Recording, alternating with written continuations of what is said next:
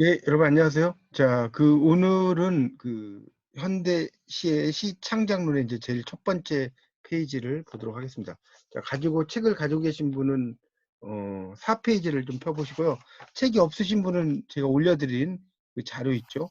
그거를 한번 이렇게 보시면서 강의를 들으시면 뭐 크게 어렵진 않으실 것 같고요. 거기에 이제 마이크나 이런 것들은 좀 꺼주시면 좋겠습니다. 영상하고 마이크는 꺼주시면 음소거 좀 해주시면 좋겠습니다. 제가 지금 녹화를 이제 하니까요. 자, 그래서 이제 하여튼 두 개를 다 이렇게 보시면 좋을 것 같은데, 일단은 그 4페이지를 먼저 좀 보도록 하겠습니다. 1번이 이제 오늘 시의 고유함이에요. 그래서 오늘은 그러니까 1장, 2장을 할 거예요.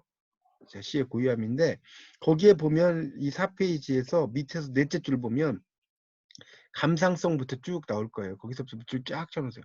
감상성부터 그 밑에 엉뚱한 비약이라고 써진 것까지 그 밑에 보면 엉뚱한 비약이란 말이 있을 거예요. 자, 그런 것들이 이제 시의 특징이죠. 자, 여러분이 그 자료를 이렇게 보시면 그렇게 써놨죠. 한번 보세요. 시적이다는 것은 감상적이고 낭만적이고 진지하고 기발하고 엉뚱하고 비약이 심하고 비현실적이고 순진하다 이런 말 써놨을 겁니다. 그래서 시라는 것은 현실 너머를 지향하는 그런 게 중요하다. 거기 그 4페이지에 4페이지 책 있으신 분 밑에서 둘째 줄에 보면 현실 너머를 지향하는 실험과 모험을 감행한다. 거기다 밑줄 쫙 쳐놨어요. 이게 이제 하나의 시의 특징이다라는 것을 알 수가 있겠습니다. 그 정도 이해하시면 될 것 같고요. 자, 5페이지로 가서 5페이지 중요한 것만 딱딱딱 설명을 드리겠습니다. 자, 5페이지의 첫째 줄을 보면 이 감상적인 언어라는 것은 다른 사람보다 쉽게 소통한다. 순기능이에요. 이 순기능이라는 말은 5페이지에 나오는 순기능이라는 것은 좋은 기능이란 뜻이에요. 첫째 줄에 좋은 기능. 이런 좋은 기능이 있다는 거죠. 쉽게 소통한다는 좋은 기능이 있어요. 그런데 이게 나쁠 경우에는 그 둘째 줄에 평범한 비유에 기댈 경우에는 피상적인 것이 되버린다는 거죠. 피상적이 되고 또 상투성에 빠질 수 있다.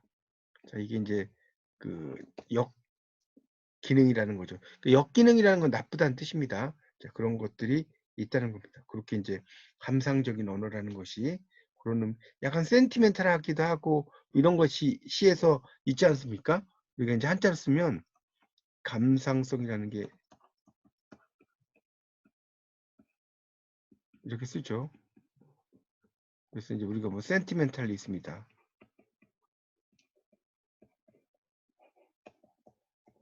이렇게 있습니다. 그래서 이제 그런 감상적이라는 것이 이제 그렇게 좋은 기능도 있고 나쁜 기능도 있다. 이렇게 이해하시면 여기는 될 것 같습니다. 그래서 이제 우리가 그 5페이지 두 번째 단락에 보면 기억의 작용을 통해 시는 과거를 해석하고 현재를 재구성한다라고 나왔죠. 과거를 해석하고 현재를 재구성해 나간다.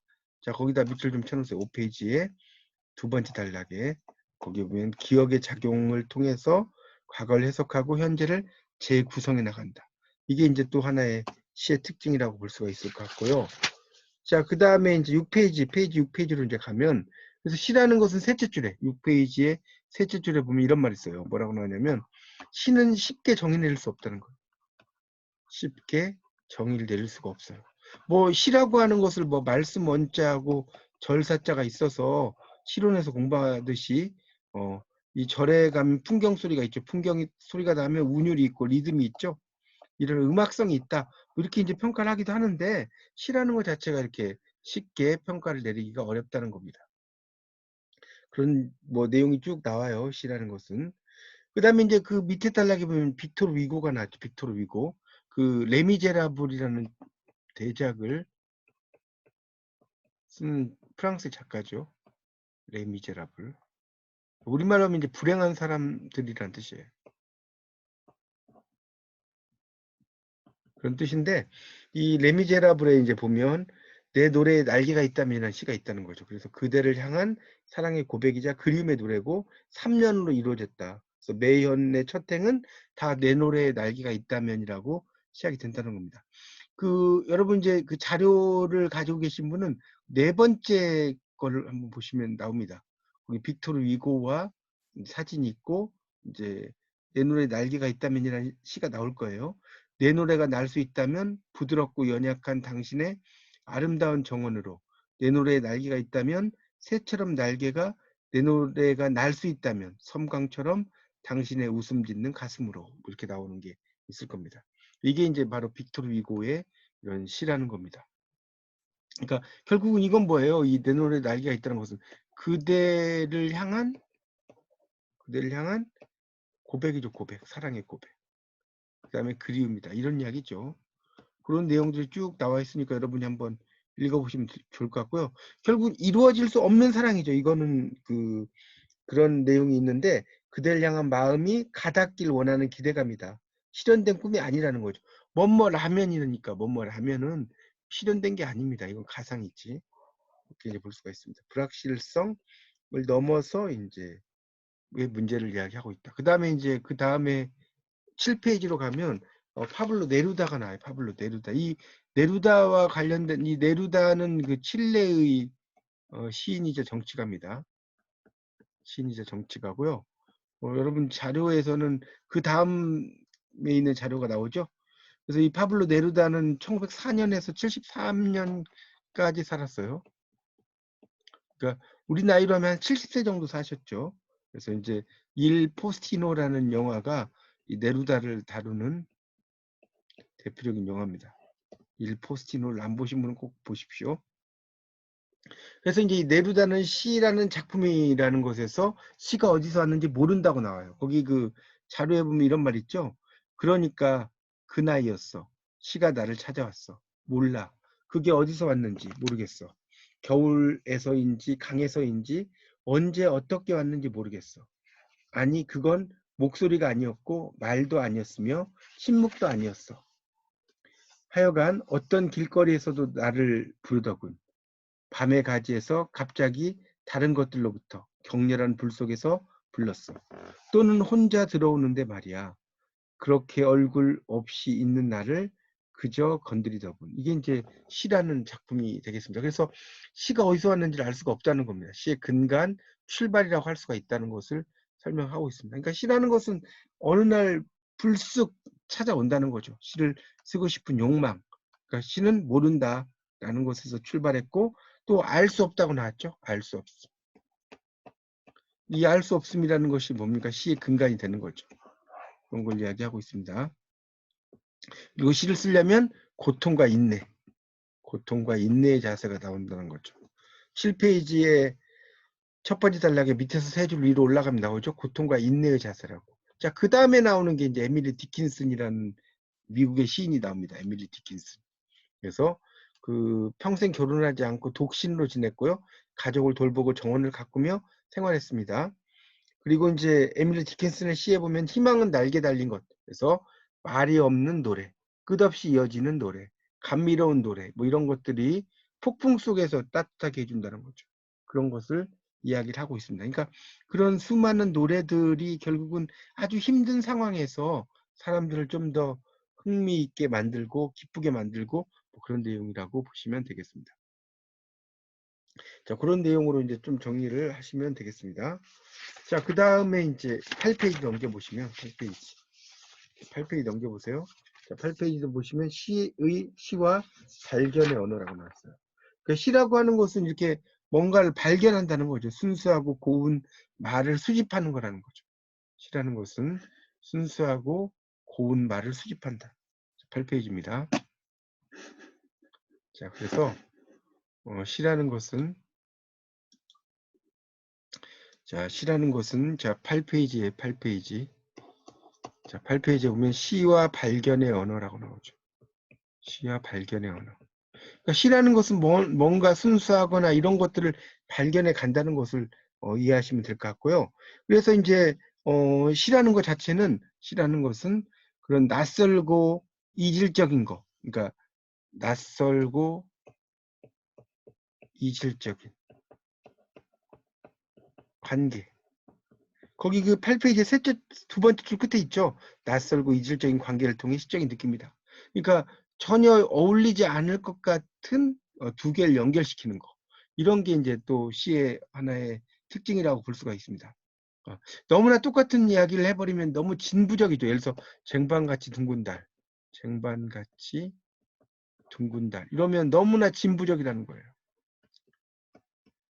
이렇게 쓰는데 좀 더 이제 다른 어떤 형태로 시를 쓰거나 그렇게 이제 쓰면 그것이 좀 더 멋진 표현이라는 것을 알 수가 있습니다.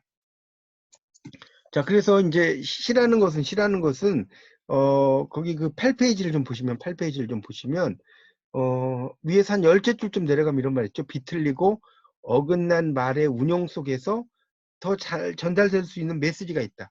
그다음에 이제 그로테스크란 말이 좀 어려운 말인데요. 그로테스크. 8페이지 위에서 한 11줄 내려오면 있어요. 이게 이제 영어로는 이렇게 쓰는데 우리말로 하면 이제 기괴한이라는 뜻이에요. 기괴한. 그로테스크하다는 게 기괴하다는 뜻입니다. 그래서 그리고 난해한 풍경 속에서도 인간의 삶이 발견된다는 것이 나오고 있습니다. 그래서 이 시를 통해서 어떤 공감과 위로를 사람에게 준다는 거죠. 그로테스크에서 한 4줄 내려오면 나오죠. 공감과 위로, 시의 중요한 자질이지만 언제나 쉽고 편안한 시가 최선은 아니다. 이렇게 나옵니다. 그 다음에 단락에 이제 사과가 나와요. 사과. 이 사과를 가지고 이제 시를 쓰면 어떻게 쓸 것인가 나오죠. 사과에 대한 얘기가 나옵니다. 그래서 우리가 사과라는 것을 생각을 한다면 8페이지의 그 마지막 단락의 셋째 줄에 보면 종교적 신화적 상징, 그래서 백설공주, 독사과, 또 이불을 유혹한 선악과가 있죠. 그 사탄이 이불 유혹할 때, 또 신화 속에 파리스의 사과도 있고 베렐름 텔이 반쪽으로 쪼갠 아슬아슬한 사과도 있다는 거죠. 머리 위에 이제 아들의 머리 위에 사과를 올려놓고 이 사과를 쏘아라 뭐 이런 이야기 아닙니까? 이 비렐름 텔이죠. 이런 것들도 그다음에 이제 뉴턴이 9페이지를 가보시면 만유인력의 법칙을 발견한 사과도 있다는 거죠. 자, 이런 사과들은 너무 이제 일상적인 우리가 생각할 때의 사과라는 것을 알 수가 있습니다. 너무나 뻔한 사과죠. 그 다음에 이제 9페이지의 두 번째 줄 끝에 폴 세잔느. 세잔느 같은 사람은 이제 일종의 인상파가죠. 인상파가인데 세잔느는 그 정물에 대한 다양한 모습으로 그렸다는 거죠. 그래서 애플사의 로고도 한입 베어먹은 사과죠. 사과라고 하는 것을 이제 여러 가지 의미로 쓰일 수가 있다는 겁니다. 그래서 이제 이름도 애플 아닙니까? 애플사 할 때 그렇게 정리를 할 수가 있어요. 자, 그 밑에 이제 시가 하나가 나오는데 새는 날아가고라는 시가 있어요. 나이덕 시인의 새는 날아가고라는 시가 있습니다. 자, 상당히 시가 좀 사과와 관련돼 쓰긴 썼지만 상당히 좀 뭐랄까요? 쉽지 않은 시입니다. 보세요. 새가 심장을 물고 날아갔어. 창밖은 고요해. 나는 식탁에 앉아 있어.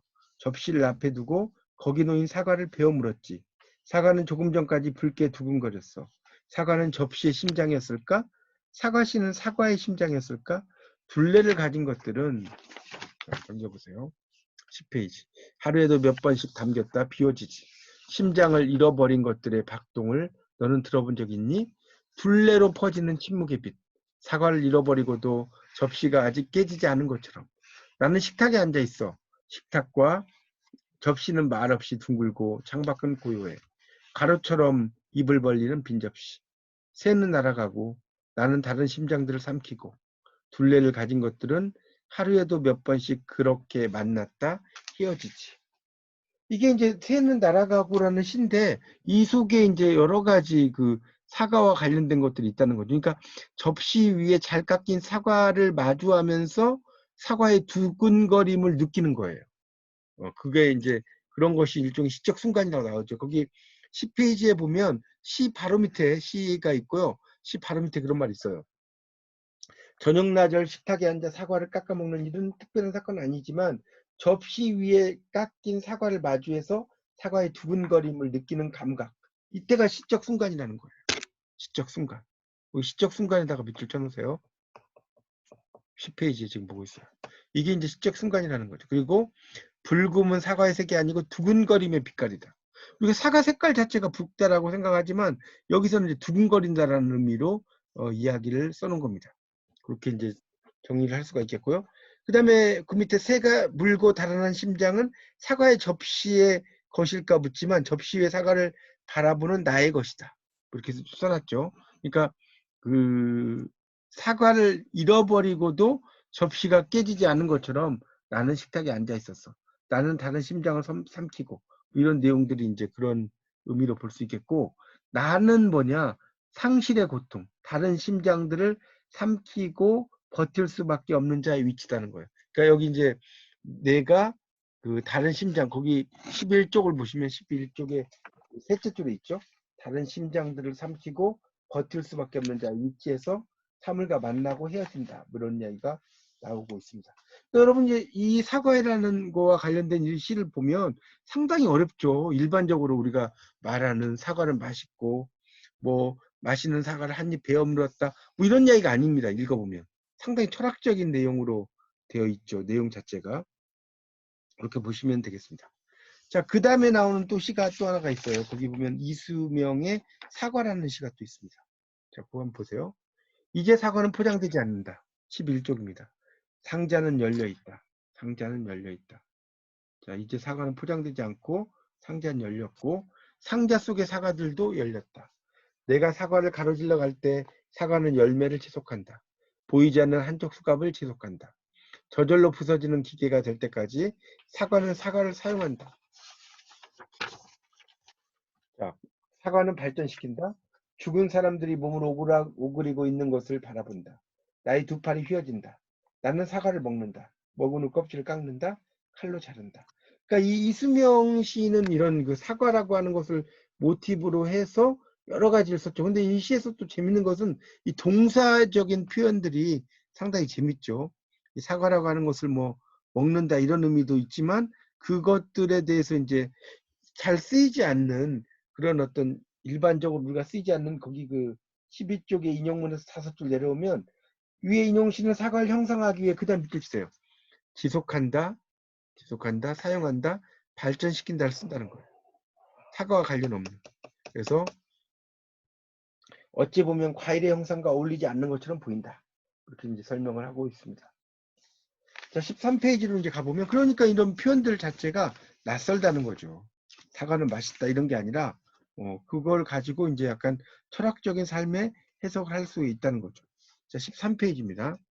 자, 13페이지를 보시면 그래서 이제 거기 그 넷째 줄에 나오죠. 낯선 서술의 연결과 전후관계의 역전을 통해 우리는 새로운 사과와 만날 수 있게 된다. 거기다 밑줄 치세요. 13페이지 넷째 줄입니다. 교재 있으신 분은.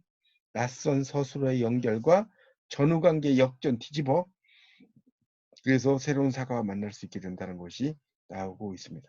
그러니까 똑같은 것에 대한 새로운 인식을 할 수 있게 하는 시라고 볼 수가 있다는 거죠. 그러니까 이런 스타일의 차이에 의해서 완전히 내용이 달라진다 이렇게 볼 수가 있겠습니다. 그 밑에 뭐 쭉 나오는 건 여러분 읽어보시고요. 독창성이란 무엇인가로 넘어가겠습니다. 독창성이란 무엇인가? 14페이지. 14페이지에 보면 3번이 나오는데 이제 우리가 독창성이라는 걸 영어로는 뭐라고 하냐면 오리지널리티라고 해요. 오리지널리티죠. 독창성. 자, 이 독창성이라는 것은 이제 혼자서 뭔가를 남들이 하지 않는 어떤 거 이런 것을 이제 우리가 독창성이라고 하는 거예요. 독창성은 남들이 하지 않은 나만의 특성, 오리지널리티다 이런 이야기죠. 그렇게 정리를 하시면 될 것 같습니다. 그래서 그것은 결국 뭐냐 남들이 이미 써버린 내용이 아니라 자기만의 관점에서 뭔가를 쓸 수 있는 거 이게 독창성이라고 볼 수가 있겠습니다. 자, 14쪽입니다. 14쪽. 그래서 이제 그런 거에 대한 이야기고 두 번째 단락에 보면 14쪽에 일본의 소설가 무라카미 하루키는 독창성이란 무엇인가라는 데 대해서 질문하며 클래식과 올드팝을 예로 들어 경험을 풀어놓는다. 특히 비틀스에 관한 기사. 그들이 창조해낸 사운드는 신선하고 에너지가 넘치고 틀림없이 그들 자신의 몫이었다. 것이었다. 이런 말 나오죠. 그래서 이제 세 가지를 이야기를 하는데 밑에서 둘째 줄 14페이지 첫째 동그라미 치시고요. 다른 표현자와는 명백히 다른 독자적인 스타일을 가지고 있다. 밑줄 치세요. 독자적인 스타일이 있다는 거예요. 그래서 이제 그 사람의 표현이라는 것을 설명하고요. 15쪽 보세요. 15쪽. 첫째 줄에 둘째 동그라미 치시고 스타일을 스스로의 힘으로 버전업 할 수 있어야 된다. 여기다 밑줄 치세요. 자기 힘으로 버전을 올린다는 거예요. 자, 셋째. 세 번째 줄 끝에 동그라미 치세요. 셋째. 시간의 경과와 함께 일반화되고 사람들은 이 정신에 흡수되어 가치관, 가치 판단 기준의 일부로 편입되어야 된다. 이런 말 나오고 있죠. 그러니까 자기만의 어떤 독특한 스타일을 가지고 글을 쓰는 것을 이야기한다라고 볼 수 있겠습니다.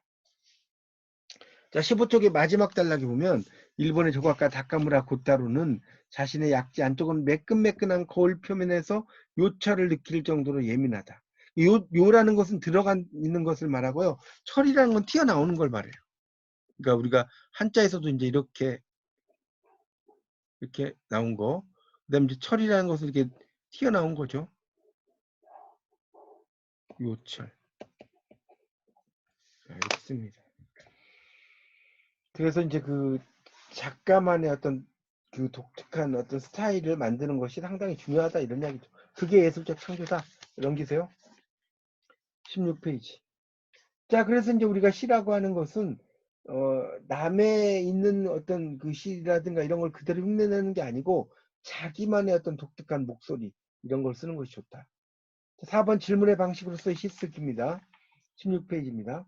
자, 그래서 이제 거기에서 그 두 번째 단락에 보면 그 최근 들어 글쓰기는 작품의 제작이 아니라 쓰는 행위 자체에 초점이 있다. 그래서 패터슨이라는 사람에서 워슨 정의사 패터슨이 일상에서 쓰이는 느끼는 감각적 충만함을 이렇게 이제 썼다는 것을 알 수가 있겠습니다. 그런 내용이 쭉 나오고 있습니다. 자, 17쪽. 그러니까 이제 이렇게 시를 쓴다는 것은 낯선 사람과도 잘 어떤 대화라든가 이런 게 또 중요한 거죠. 그런 것들이 또 시에서의 어떤 중요한 특징이라고 볼 수가 있겠습니다. 그런 이야기들이 쭉 나오니까 한번 읽어보시면 좋겠습니다. 어쨌든 시는 어떻게 읽고 어떻게 쓰고 어떻게 살아가야 되는가에 대해서 질문한다는 거죠. 자, 19쪽입니다. 19쪽. 그래서 이 시라는 것은 이제 그렇게 나오고요. 세 번째 단락에 시는 질문을 던지고 그 물음을 이어가는 시인만의 고유한 방식이다. 시인만의. 그러니까 정답에 다가가기 위해서 시를 쓰게 된다는 겁니다. 시라는 것은 정답에 다가가기 위해 시를 쓴다. 이렇게 이제 하나 알아두시면 나쁘지 않겠죠. 그런 내용을 이해하시면 되겠습니다. 자, 그래서 이제 그런 내용하고 여러분이 이제 가지고 계시는 프린트물하고 이렇게 같이 연결시켜서 이렇게 이제 1장의 내용을 같이 공부를 좀 해보셨습니다. 해보셨는데, 그러니까 결국은 시라는 것은 뭐냐면, 책임의 윤리도 필요하다는 거예요. 책임의 윤리. 시라는 거에서.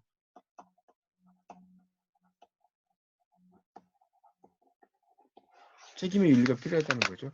그런 것들이 있습니다. 자기의 어떤 독특한 특징, 성질 이런 것들을 시 속에서 잘 드러내는 것이 중요하다. 그렇게 정리를 하시면 되겠습니다.